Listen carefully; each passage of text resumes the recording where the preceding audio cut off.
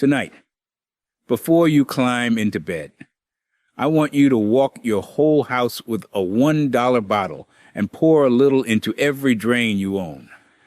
That's the whole job. You don't scrub anything. You don't take anything apart. You don't call anybody.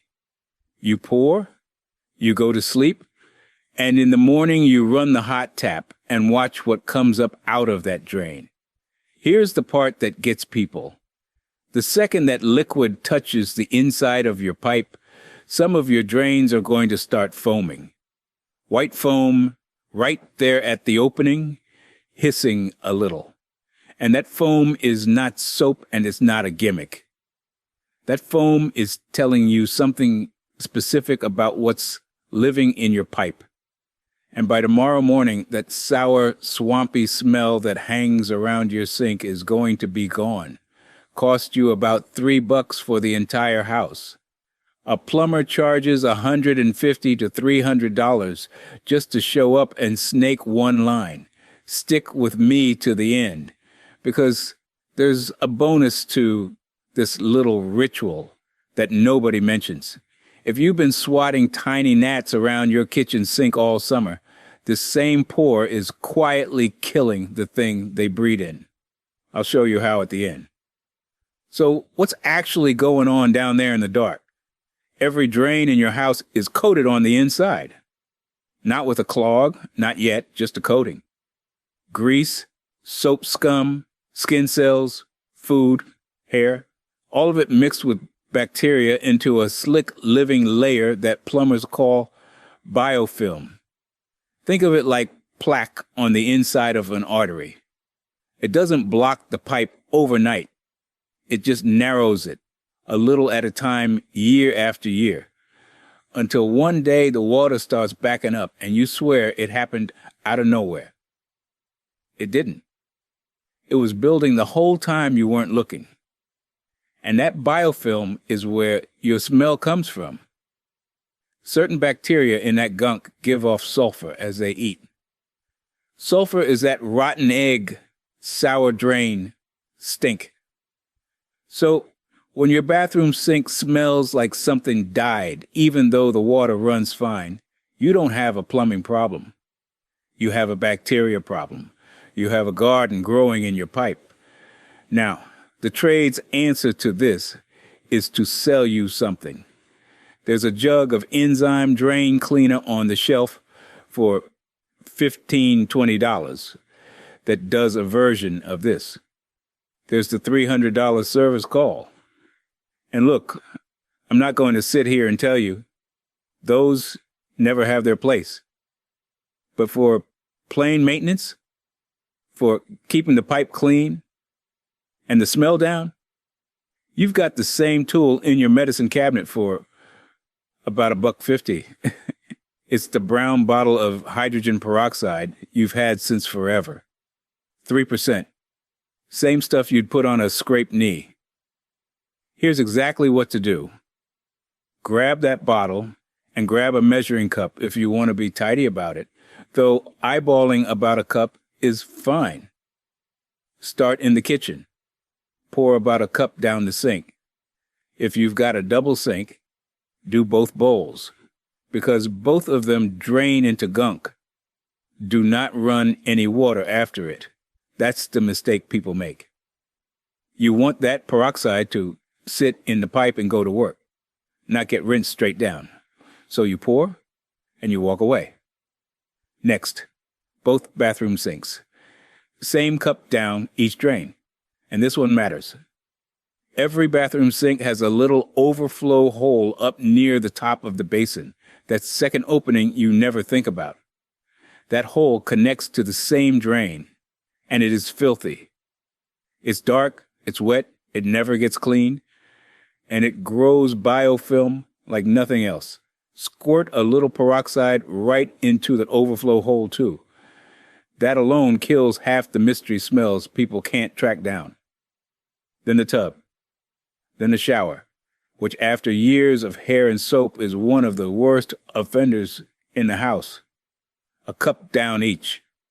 If you can reach your laundry standpipe, That's the pipe your washing machine hose drains into. Give that one a pour, too.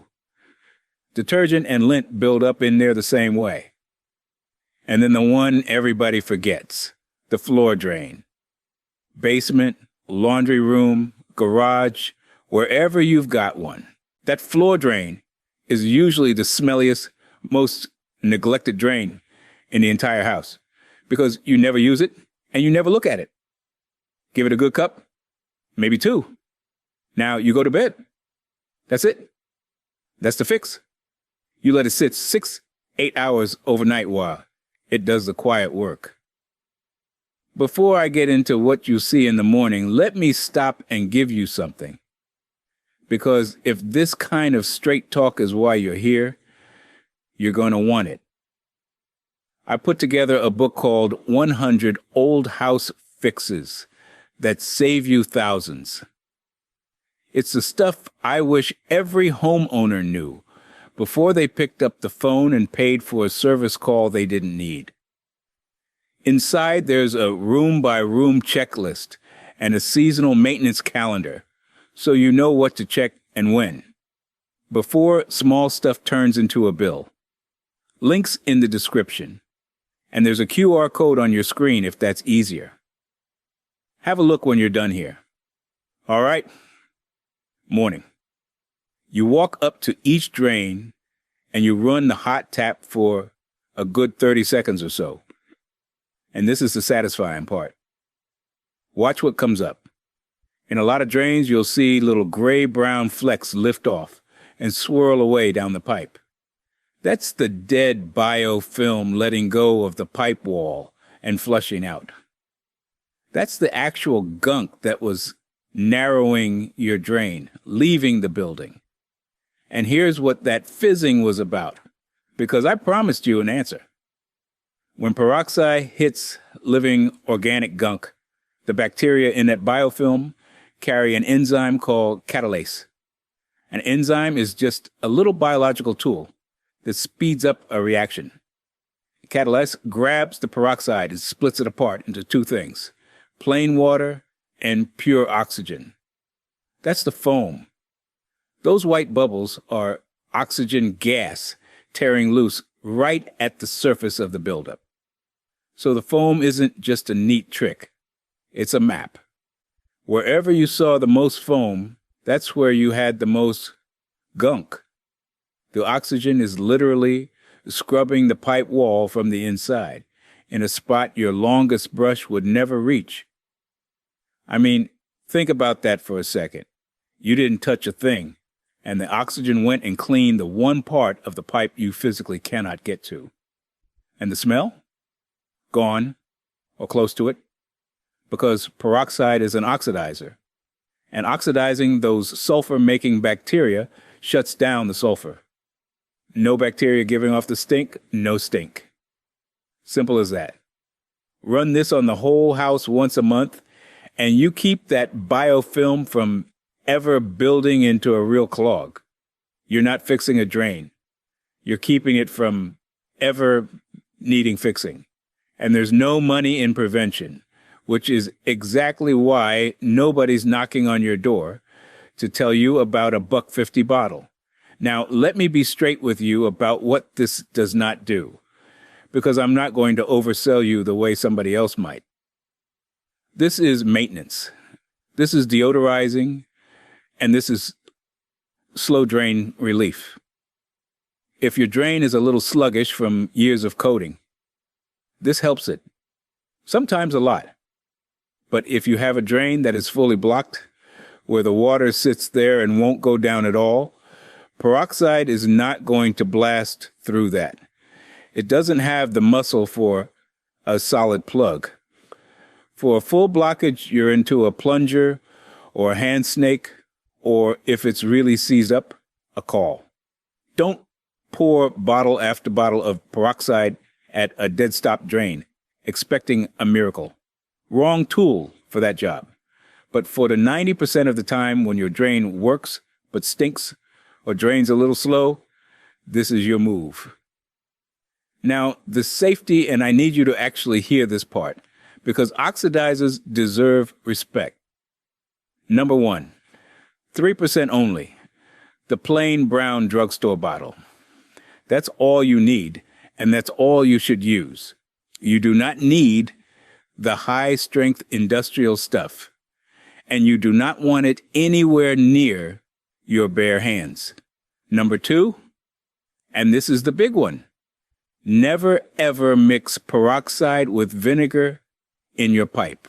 A lot of folks online love their vinegar tricks, and vinegar has its uses, but peroxide and vinegar together make something called peracetic acid.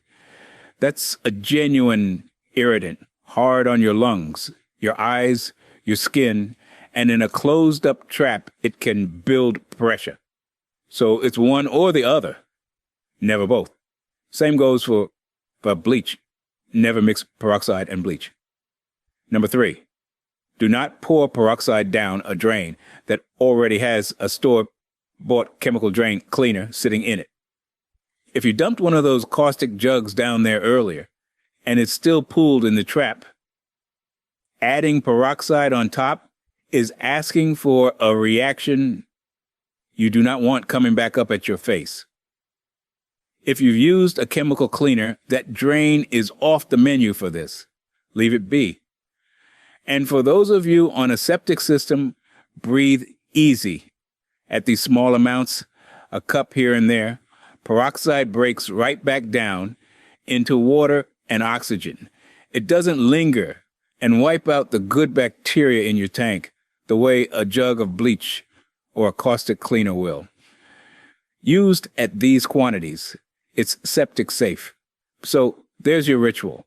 1 bottle, every drain, overnight, hot flush in the morning.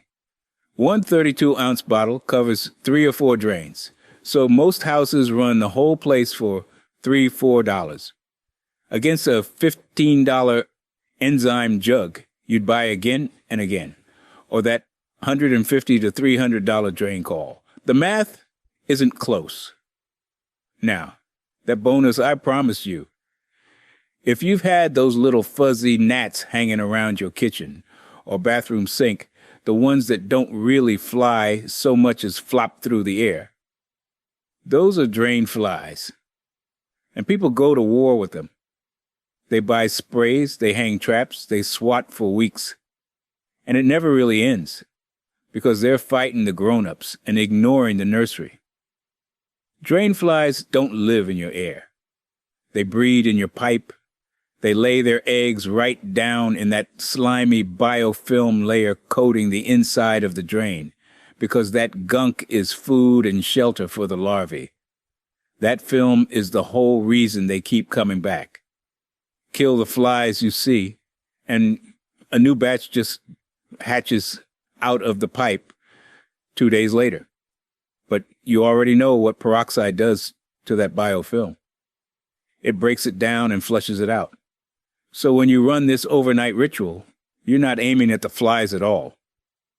You're demolishing the exact layer they lay their eggs in. No breeding film, no next generation. You solve a bug problem you were never going to spray your way out of. And you do it as a side effect of just keeping your drains clean. That's the part I love about this one. You go to bed to knock down a smell, and you wake up having quietly ended an infestation you've been losing to all season. So do this tonight. Walk the house, hit every drain, the sinks and their overflow holes, the tub, the shower, the laundry pipe, and that forgotten floor drain. Let it sit. Flush it hot in the morning.